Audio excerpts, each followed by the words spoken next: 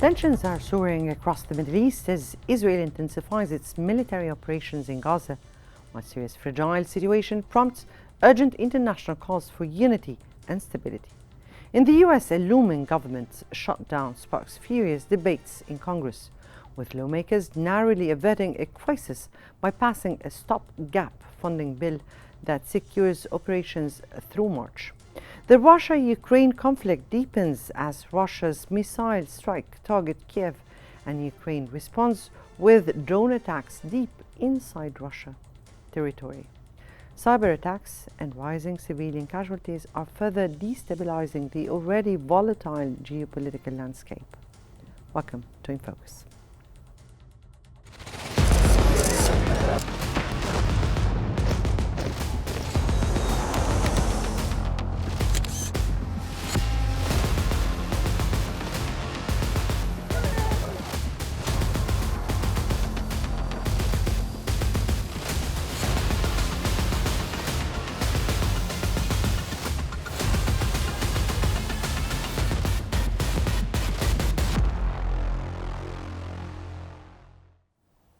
Now, as the US government faces a looming shutdown, Congress is scrambling to pass a funding bill. Congress narrowly avoided a shutdown after passing a stopgap funding bill extending government operations through March. Now, the Washington Post has reported that Congress narrowly avoided a government shutdown by passing a stopgap funding bill extending funding through mid-March. The bill includes disaster relief for storm victims and agricultural support, but excludes a crucial debt ceiling suspension demanded by Trump. House Speaker Mike Johnson faced intense pressure from both Republicans and Democrats, leading to compromises that ultimately stripped the bill of key provisions. Trump's influence alongside Elon Musk's opposition played a significant role in shifting Republican support away from a broader bipartisan deal. While the bill passed in the House, its future remains uncertain as the Senate prepares for a vote. The legislation has won praise for its bipartisan efforts, but leaves unresolved issues like the debt ceiling and continuous cuts to social programs.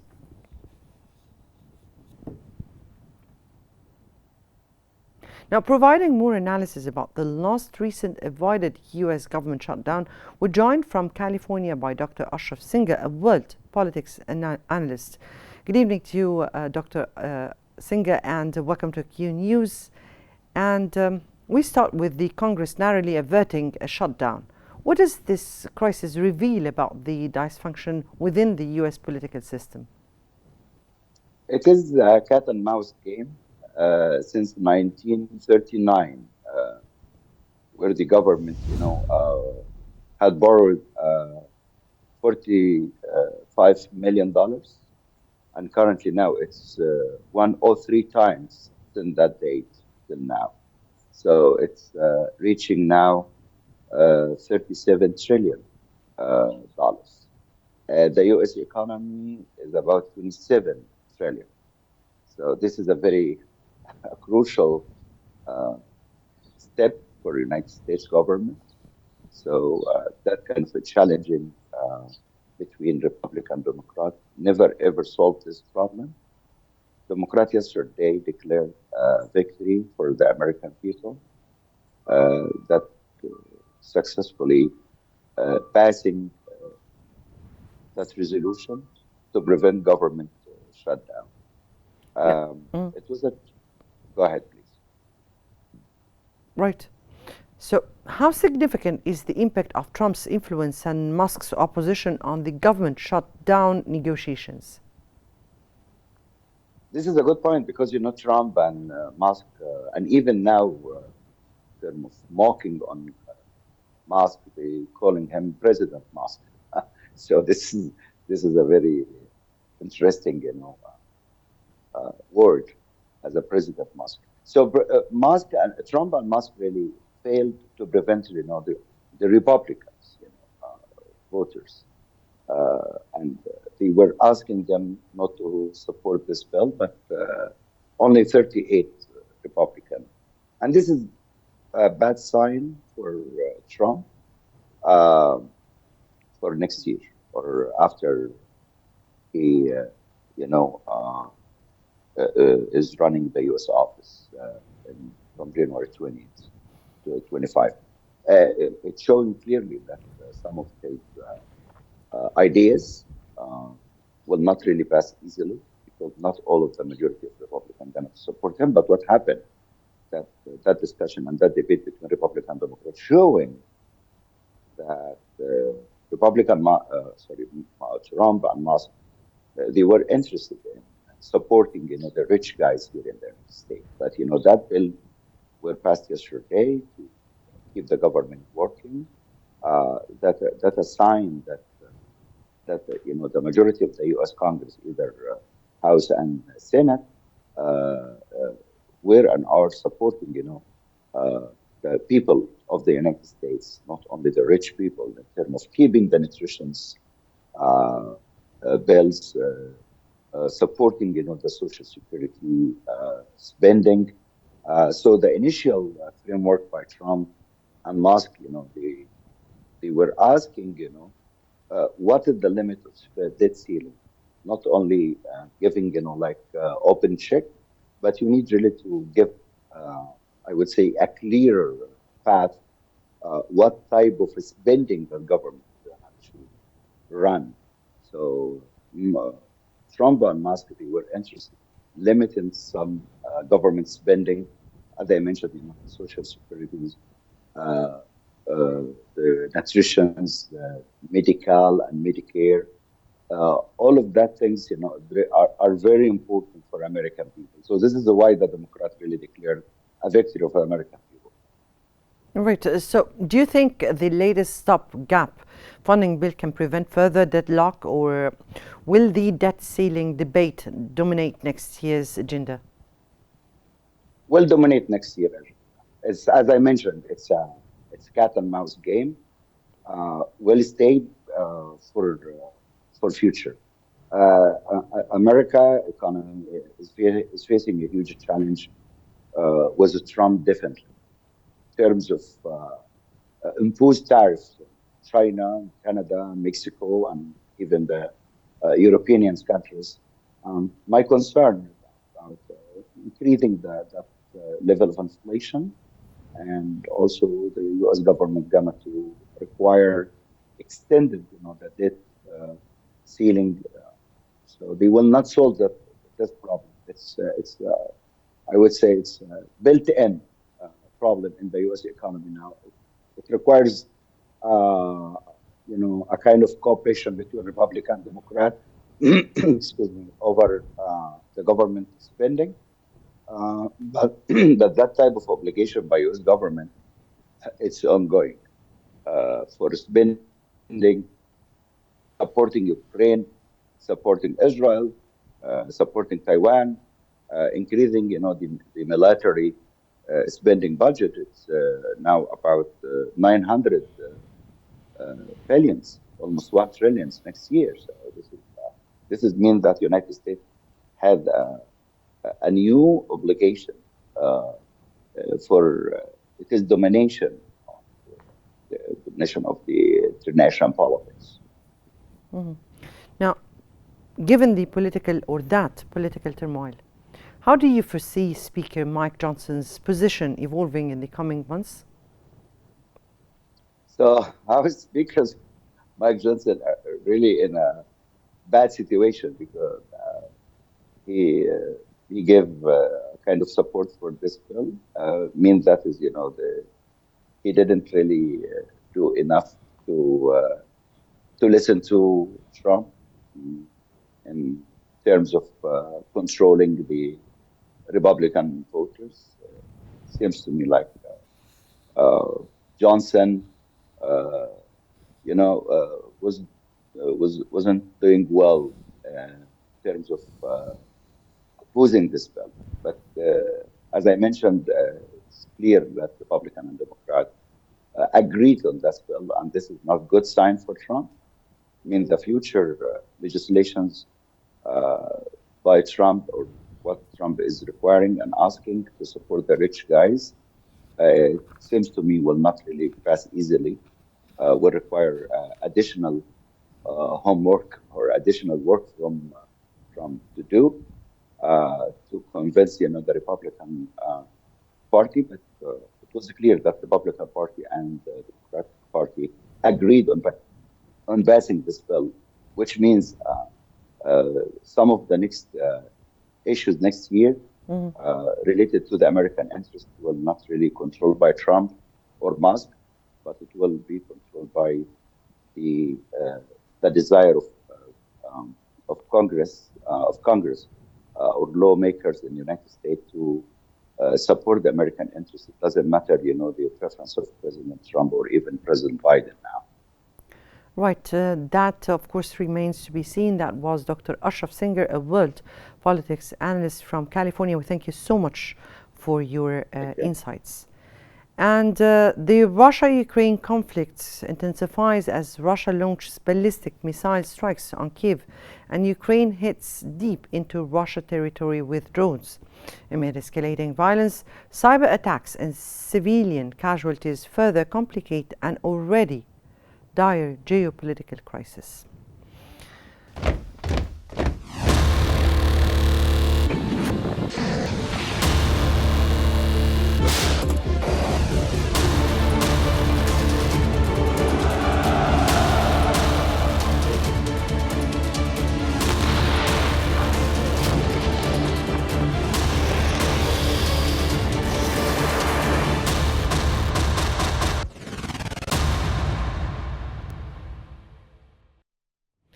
The Independent has reported that Russia's forces have captured Kostyantynsk Polotsk in Donetsk, advancing closer to the city of Kharkov and are threatening to encircle it.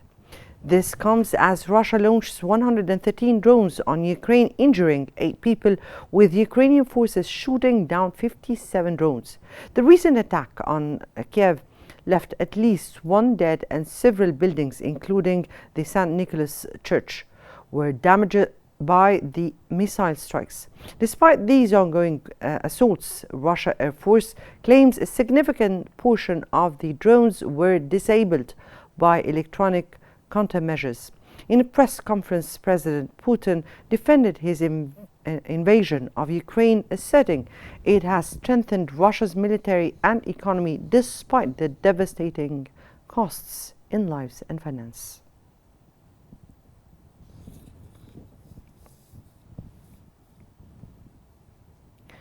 Providing more analysis about the last updates concerning the ongoing Russia-Ukraine conflict, we're joined from Kiev by Mr. Ivan Yos, a strategic expert. Good evening to you, sir, and welcome to Qnews.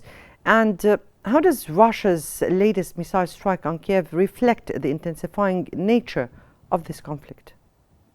Good evening from Kiev. Greetings to you and greetings to your audience. Of course, it was one of many strikes made by Russia to Kiev, to capital of Ukraine. That one rockets hit area near to Catholic church, St. Nicholas, that is situated not far away from my house where I'm living. That's why I heard very well those attacks, so explosion of those rockets. Yes, some damage really happened. It's some building situated near to this cathedral was damaged. 1 person reported to be murdered, 12 persons reported to be injured.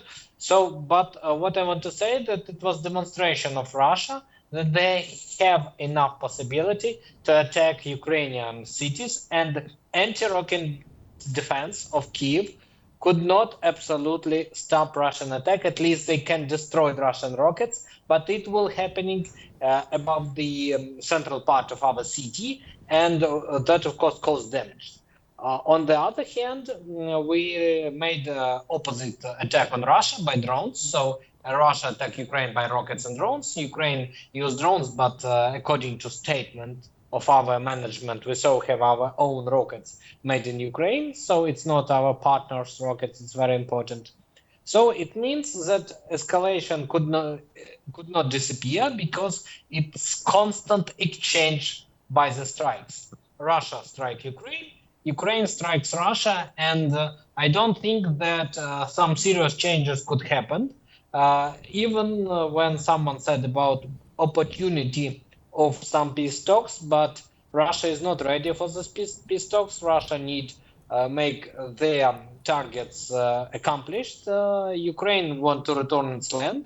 That's why window of opportunities to such peaceful talks, as for me, is very, very narrow. Thank you.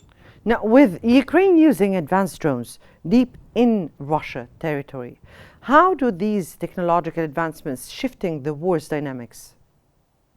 Actually, the use of drones has, for me, rewrite the theory of making wars in whole war, because war in Ukraine demonstrated how much time and how big part of those drones could play. You know, Institute of Study of War in Washington, D.C. wrote an article that Ukraine organized one battle without the humans, only with drones. And I think that the future of war, quite possible, that there will be less people used in the military operation, but more drones. Now we see drones that attack Russia, not in the near to front line, but deep Russia, as today happened in city of Kazan.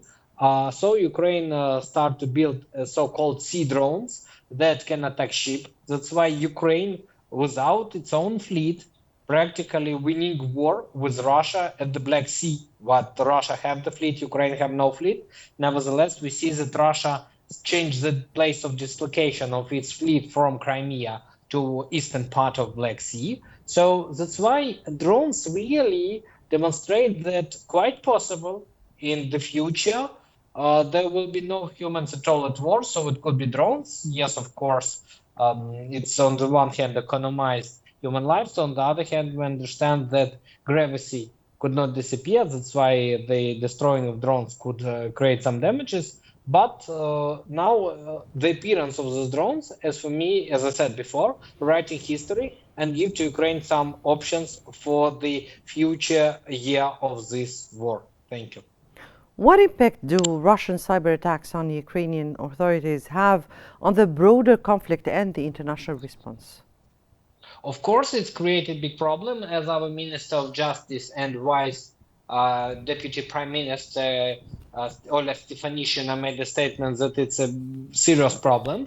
But according to her recent statement, it's not such a deep problem. That's why after 2 weeks approximately, the Ministry of Justice can return to previous forms that was damaged by the cyber attack. Yes, we recognize that it was serious attacks that damaged some information, but there was no leak information according to Ola Stefanishyna. So I think that Ukraine, after some time and with help of our partners and specialists in cyber area, could return to normal existence of those parts. That's one more time demonstrate the role of technologies in our life. Yes, Before indeed. that, we thought, yes. It really demonstrated the role of technology in our lives. That was Mr. Ivan Yoas, a strategic expert from Kiev.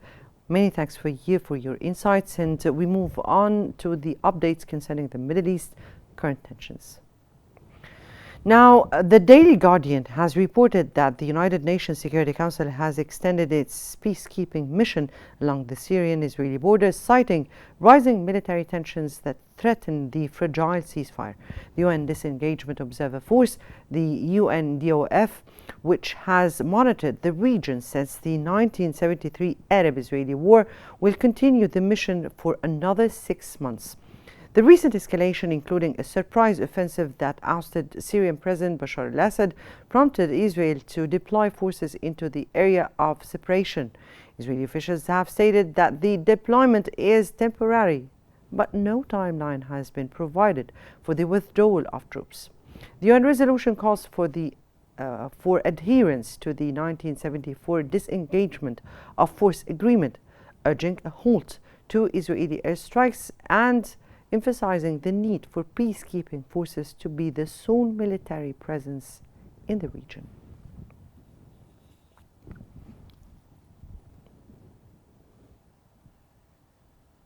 Now, providing more analysis about the most recent Middle East tensions, we're joined from London by Mr.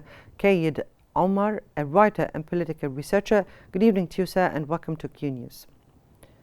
Now, how do you view, or what's your take on the increasing international accusations of Israel committing war crimes in Gaza, especially with calls for UN interventions? I mean, good evening to you and to the audience and to everyone in the region.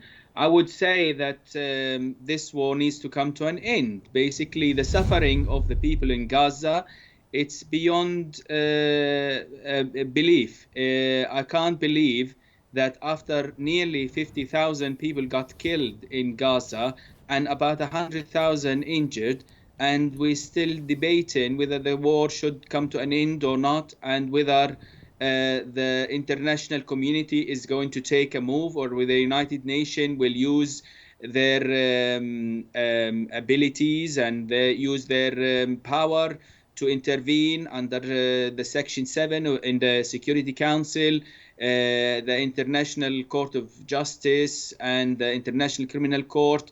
I think the international community and the international powers are slow in terms of their response with regards to the suffering of the people in Gaza and the people in the West Bank. The people of Palestine suffered for many years, and basically this is unacceptable for the people to continue to suffer for more than decades. And the international community is still worried about their financial interests or economical interests, or whether they are with this superpower or the other. What about the people? The people needs to be put first, and the innocent people needs to be protected, and the prisoners, the people who are under the siege, the people who are being starved, needs to be freed from all of this suffering. Right. In another contentious area, now, given the UN's plea to halt Israeli airstrikes in Syria, what are the realistic prospects for de-escalating tensions in the Golan Heights and beyond? Again, the world is allowing Israel the space, the time, and the power to attack Syria unreasonably. The new administration in Syria did not threaten Israel. They said they didn't want to go to war with Israel.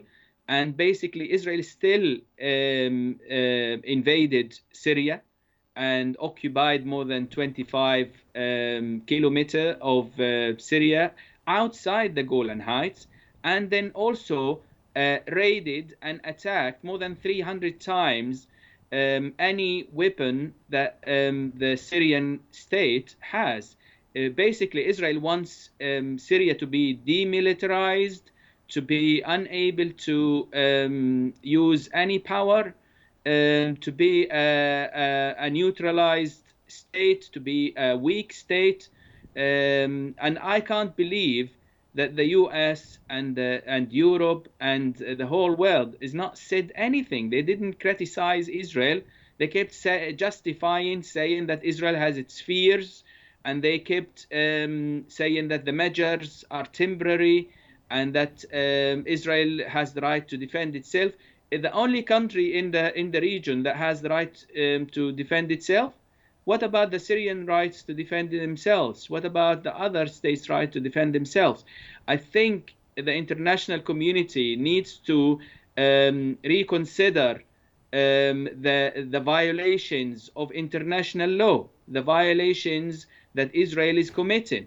Israel should not be given the freedom to do anything they want. And sadly, this is not really going to help the stability in Syria. It's not going to help the stability in the region. We don't need any escalations of war and extension of war, and to make it more of a regional war. I mean, thankfully, the Syrian administration are saying we're not prepared for war. We don't want any war. We just need Israel to stop their attacks and to leave the areas that they have occupied from Syria. I mean, obviously, the Golan Heights themselves are occupied, And regardless that the US has recognized the annexation of Golan Heights and Golan Heights being annexed to Israel, basically internationally, and the international community has not recognized the Golan Heights to be part of Israel. Golan Heights are still an occupied area that belongs to Syria, and there needs to be a peace negotiations, dialogue, that peace conference that makes sure that the Golan Heights returns to Syria. Yes, very much indeed. Very much indeed. That was Qaid Omar, a writer and political researcher from London. We thank you so much for your insights and fruitful analysis. That brings us to the end of today's episode for In Focus. Many thanks for watching and stay tuned for more updates on Qnews.